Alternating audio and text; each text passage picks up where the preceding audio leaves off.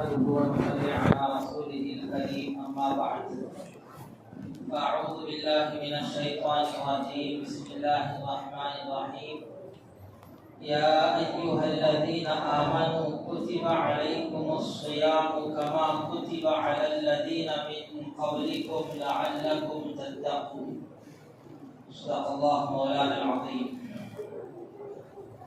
محترم بزرگوں، آج کی تراویح میں بھی 1.25 پارے کی تلاوت کی گئی ہے. آج تک ہماری تراویح میں 2.5 پارے مکمل ہوئے ہیں.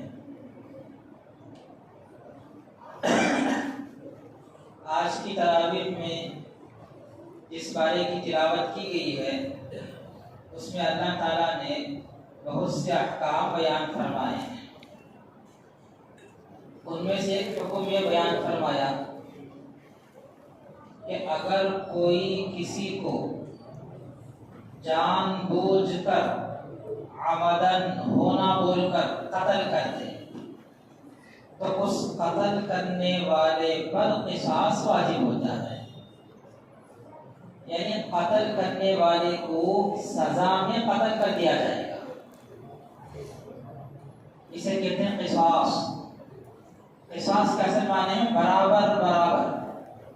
اس نے چونکہ اس آدمی کو قتل کیا تھا تو سزا میں اسے بھی قتل کر دیا جائے تاکہ برابر برابر ہو جائے. لیکن قصاص کا یہ اختیار ہر آدمی کو نہیں ہے. اسلامی حکومت چاہیے اور پھر امیر المسلمین یا امیر المؤمنین چاہیے. وہی یہ حکم جاری کر سکتا ہے کہ فلاں آدمی کو قصاص میں قتل کر دو. مزے کی بات یہ ہے کہ اللہ یہ فرماتے ہیں وَلَكُمْ فِي الْقِصَاصِ حَيَاةٌ کہ قصاص کے حکم میں تمہارے لیے زندگی ہے. سمجھنے کی بات ہے. قصاص کا مطلب تو یہ ہے کہ قاتل کو بھی قتل کر دیا جائے سزا میں. اور ادھر اللہ فرماتے ہیں قصاص کے حکم میں تمہارے لیے حیات ہے، زندگی ہے. آدمی مر رہا ہے، اللہ کہہ رہا ہے کہ زندگی ہے. سمجھنے کی بات یہ ہے کہ اگر کسی ملک میں قصاص کے حکم پر عمل کیا جائے تو سب کی جان بچ جائے گی. کوئی کسی کو قتل کرنے کی ہمت نہیں کرے گا. کیوں؟ اگر یہ کسی کو قتل کر دے گا تو اس کی جان بھی جائے گی. تو اللہ فرماتے ہیں کہ قصاص کے حکم پر عمل کرو تو قاتل کسی کو قتل کرنے کی ہمت نہیں کرے گا. اس طرح قاتل کی جان بچ جائے گی اور یہ جس کو قتل کرنا چاہتا تھا وہ بھی بچ جائے گا. تو قاتل کے لیے بھی حیات ہے، مقتول کے لیے بھی حیات ہے. پھر دوسرا حکم اللہ نے بیان فرمایا اگر تم میں سے کسی کی موت کا وقت قریب آ جائے تو موت سے پہلے اپنے چھوڑے ہوئے مال میں ماں باپ کے لیے، رشتہ داروں کے لیے وصیت کرنا فرض ہے. کتب علیکم اذا حضر احدکم الموت ان ترک خیرا الوصیہ للوالدین. ماں باپ کے لیے وصیت کرنا کہ میرے مال میں سے ماں باپ کو اطاعت، والاقربین رشتہ داروں کے لیے اطاعت. لیکن یہ حکم اب نہیں ہے. یہ حکم اس وقت تھا جبکہ میراث کی آیت نازل نہیں ہوئی تھی. آیت میراث کے نازل ہونے سے پہلے میت کو موت سے پہلے یہ حکم تھا کہ وہ وصیت کر کے مرے. اب جبکہ چوتھے پارے میں سورہ نساء میں خود اللہ نے ہر ایک کا حصہ بیان کر دیا ہے. یوصیکم اللہ فی اولادکم للذکر مثل حظ الانثیین. اللہ تعالیٰ تم کو تاکیدی حکم دیتا ہے تمہاری اولاد کے بارے میں. تم مر رہے ہو، تمہارے پیچھے تمہارے ورثہ میں لڑکے بھی ہیں، لڑکیاں بھی ہیں. تو لڑکے کو کتنا ملے گا، لڑکی کو کتنا ملے گا؟ للذکر مثل حظ الانثیین. لڑکے کو ڈبل ملے گا، لڑکی کو سنگل ملے گا۔ ماں ہے تو اس کو کتنا ملے گا، باپ ہے تو اس کو کتنا ملے گا، بھائی بہن ہے تو کس کو کتنا ملے گا، شوہر کا انتقال ہو رہا ہے، بیوی زندہ ہے تو بیوی کو کتنا ملے گا، بیوی کا انتقال ہو رہا ہے، شوہر زندہ ہے تو شوہر کو کتنا ملے گا اس کے مال میں سے۔ یہ سارے مسائل میراث کے احکام ہیں، ان کو اللہ نے خود بیان کر دیا ہے۔ اب کسی میت کو وفات سے پہلے وصیت کرنا ضروری نہیں، البتہ اب بھی اللہ نے میت کو ایک بات کا اختیار دیا ہے کہ موت سے پہلے پہلے اپنی آخرت بنانے سنوارنے کے لیے اپنے مال کے تہائی حصے میں، تہائی 1/3، اپنے مال کے تہائی حصے میں وصیت کرنے کا اختیار ہے۔ 2/3 حصہ یہ تو خاص ورثہ کے لیے ہے، اسے ہاتھ نہیں لگا سکتا۔ 1/3 1/3 تہائی حصہ، اس کے اندر میت کو اختیار ہے۔ وہ کسی مسجد کے لیے وقف کر سکتا ہے، کسی مدرسے کے لیے وقف کر سکتا ہے، کسی عالم دین کے لیے، کسی حافظ قرآن کے لیے وقف کر سکتا ہے۔ تو یہ حصہ یعنی 1/3 کے اندر اب بھی اختیار باقی ہے، وصیت کر سکتا ہے۔ اب وہ جس کی وصیت کرتے تو اس کی وصیت کے مطابق اسے وہ چیز دے دی جائے گی۔ اس کے بعد تیسرا حکم اللہ تعالیٰ نے بیان فرمایا ہے روزوں کا۔ اللہ فرماتے ہیں تم پر روزے فرض ہیں جیسے تم سے پہلے جو امتیں گزر چکی ہیں ان پر روزے فرض تھے۔ روزہ کسے کہتے ہیں؟ طلوع صبح صادق سے غروب آفتاب تک نیت کے ساتھ 3 چیزوں سے رکے رہنے کا نام روزہ ہے۔ نمبر 1 کھانے سے، نمبر 2 پینے سے، نمبر 3 ہم بستری بیوی کے ساتھ کرنے سے۔ ان 3 چیزوں کے ساتھ، ان 3 چیزوں سے کوئی آدمی نیت کے ساتھ رکے رہے تو اس کو روزے دار کہا جائے گا، لیکن نیت ضروری ہے۔ نیت کا مطلب دل کا ارادہ، زبان سے کہنا ضروری نہیں۔ نیت کے الفاظ زبان سے اگر کہہ لے تو بہتر ہے، نہیں کہا تب بھی روزہ ہو جائے گا۔ یہ جو ہم 4:30 4 بجے جگتے ہیں، کس لیے جگتے ہیں؟ ناشتہ کرنے کے لیے، روزہ رکھنے کے لیے جگتے ہیں، یہی ارادہ کافی ہے۔ الگ سے الفاظ نیت کا کہنا ضروری نہیں ہے۔ اگر الفاظ نیت کہنے ہیں تو مسئلہ سمجھنے آپ طلوع صبح صادق سے پہلے کہنے ہیں۔ وہ جو الفاظ نظام الاوقات، اوقات سحری و افطاری میں جو چھپتا ہے نا، اس میں دعا ہے روزے کی نیت بول کر، کیا ہے اس میں؟ یاد ہے کسی کو؟ نویت ان اصوم غدا، کویت سعودی جا کر آئے سوالن معلوم غد کے معنی کیا؟ سما۔ یوم کا تو اجر، غد کا تو سما، آئندہ کل۔ ہمیں فجر کی نماز کے بعد نیت کرتے ہیں سما روزہ رکھو۔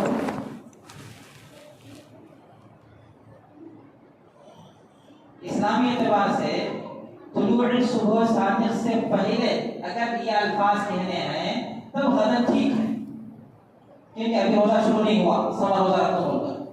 ہمارا روزہ اسٹارٹ ہو گیا، شروع ہو گیا، پھر ہمیں بولتے سما روزہ رکھو بول کر، آج کا روزہ ہمارا ہوتا ہے۔ اس لیے وہ جو حدیثوں کے اندر الفاظ آتے ہیں نیت کے، وہ طلوع صبح صادق سے پہلے کہنے کے الفاظ ہیں، نہ کہ فجر کی نماز کے بعد کہنے کے الفاظ۔ چونکہ ہم کو معنی معلوم نہیں ہوتا اس لیے ہمیں مسئلہ سمجھ میں نہیں آتا۔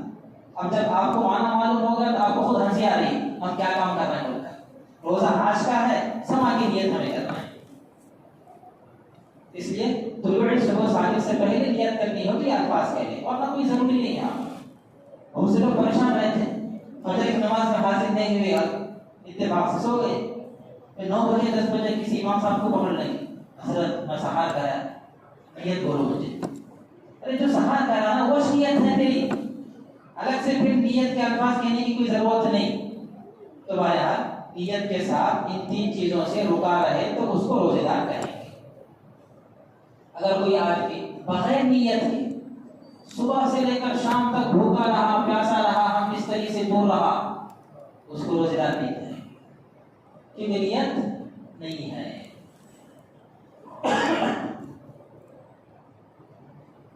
روزے میں چند مسائل کا جاننا ضروری ہے۔ عام طور پر لوگ پوچھتے ہیں روزے کی حالت میں انجیکشن لگوانا جائز ہے یا نہیں؟ جائز ہے۔ روزے کی حالت میں انجیکشن لگوا سکتے ہیں، اس سے روزہ نہیں ٹوٹتا۔ چاہے انجیکشن ہیڑے میں لگائے، ٹکے میں، چاہے انجیکشن رگ میں لگائے، رگ میں لگتے نا سوئیں، رگ میں لگائے تب بھی روزہ فاسد نہیں ہوتا۔ ہیڑا جو گوشت کا ٹکڑا ہے اس میں لگائے تب بھی روزہ فاسد نہیں ہوتا۔ معلوم ہوا اگر روزے سے آپ ہیں، اللہ نہ کرے کچھ بخار آ گیا، آپ فوری طور پہ علاج لینا چاہیں تو انجیکشن لگوا سکتے ہیں۔ نمبر 2، روزے کی حالت میں کسی کو خون دینا۔ ہم روزے سے ہیں، ہمارے متعلقین میں کوئی بیمار ہے، اس کو خون کی ضرورت پڑی، تو کیا میں روزے دار روزے کی حالت میں خون دے سکتا ہوں؟ مسئلہ یہ ہے کہ روزے دار کی کیپیسٹی کو دیکھا جائے گا، اس کی طاقت اور قوت کو دیکھا جائے گا۔ اگر خون دینے کے بعد بھی وہ روزے سے رہ سکتا ہے، جتنی طاقت اور قوت اس کے اندر ہے، جو کمزوری خون دینے سے آ سکتی ہے اس کو برداشت کر لے سکتا ہے، تو پھر وہ روزے کی حالت میں خون دے سکتا ہے۔ اور خود پہلے سے کمزور ہے، مریل ہے، اب مرتا تب مرتا ویسا ہے، اب ایسا آدمی روزے کی حالت میں خون دیا تو اور زیادہ کمزوری پیدا ہو جائے گی، وہ روزے کو اور کمزوری کو برداشت نہیں کر سکتا، تو یہ خامخواہ اپنے آپ کو ہلاکت میں ڈالا ہے۔ باقی وہ بھی اگر خون دے دیا تو روزہ تو فاسد نہیں ہوتا، خون دینے سے روزہ فاسد نہیں ہوتا، روزہ نہیں ٹوٹتا، انجیکشن لگوانے سے روزہ نہیں ٹوٹتا، خون دینے سے روزہ نہیں ٹوٹتا۔ نمبر 3، روزے کی حالت میں خون لگوانا، خون چڑھا لینا بولتے ہیں ہمارے یہاں، خون چڑھانے کی ضرورت پڑی، چڑھا سکتے یا نہیں چڑھا سکتے؟ جب انجیکشن لگوا سکتے ہیں تو خون بھی چڑھا سکتے ہیں۔ انجیکشن لگوانے سے روزہ فاسد نہیں ہوتا، تو اسی طرح خون چڑھانے سے بھی روزہ فاسد نہیں ہوتا، لیکن مسئلہ وہی ہے کہ عذر ہو، مجبوری ہو، تب یہ سب کام کیے جائیں۔ باقی قوت اور طاقت حاصل کرنے کے لیے کوئی بیماری نہیں ہے، ایسا ذرا مضبوط اور طاقتور رہو، طاقت اور قوت حاصل کرنے کی نیت سے روزے کی حالت میں انجیکشن لگوانا، روزے کی حالت میں خون چڑھوانا، یہ مکروہ لکھا ہے۔ بیماری ہو، کمزوری ہو تو پھر انجیکشن لگوا سکتے ہیں بغیر کسی کراہت کے، اور خون بھی چڑھا سکتے ہیں بغیر کسی کراہت کے۔ نمبر 4، روزے کی حالت میں ٹیسٹ کروانے کے لیے سیمپل دینا، خون دیتے نا، شوگر چیک کرانا ہے، فلاں بیماری بخار چیک کرانا ہے، کیا ہے، اور اس کی بھی گنجائش ہے، روزے کی حالت میں یہ کام بھی کیا جا سکتا ہے، اس سے روزے پر کوئی فرق نہیں پڑے گا۔ نمبر 5، روزے کی حالت میں روزے دار سو رہا تھا، احتلام ہو گیا، نہانے کی ضرورت پڑے گی، تو اس سے بھی روزے پر کوئی اثر نہیں پڑتا، روزہ اس کا باقی رہتا ہے، وہ غیر اختیاری چیز ہے۔ اپنے اختیار سے کچھ کیا ہو تو اس کے مسائل الگ ہیں، انزال ہوا نہیں ہوا وہ سارے مسائل الگ ہوں گے، لیکن نیند کی حالت میں خواب دیکھ کر یا بغیر خواب کے نہانے کی ضرورت پڑ جائے تو اس سے روزہ فاسد نہیں ہوتا، ٹوٹتا نہیں، روزہ باقی رہتا ہے، غسل کر لیں، نمازیں اپنی جاری رکھیں۔ نمبر 6، روزے کی حالت میں اگر قی ہو جائے، واپتی، الٹی، قی، تو اس کی کل 4 صورتیں ہوں گی، توجہ سے آپ اس کو سمجھ لیں۔ پہلے آپ 2 صورتیں کریں، ایک ہے خود بخود قی کا ہو جانا، اس میں انسان کے اختیار کا دخل نہیں ہے، خود بخود الٹی آتی ہے۔ دوسری صورت ہے ہونا بول کر قی کرنا، تو دو الگ الگ چیزیں، ایک ہے قی کا ہو جانا اور ایک ہے قی کا کرنا۔ پھر ان دو میں سے ہر ایک کے الگ الگ دو صورتیں ہوں گی۔ قی خود بخود ہو گئی، ہمارا اختیار نہیں تھا، غیر اختیاری طور پر قی ہو گئی، تو اس کی دو صورت ہے۔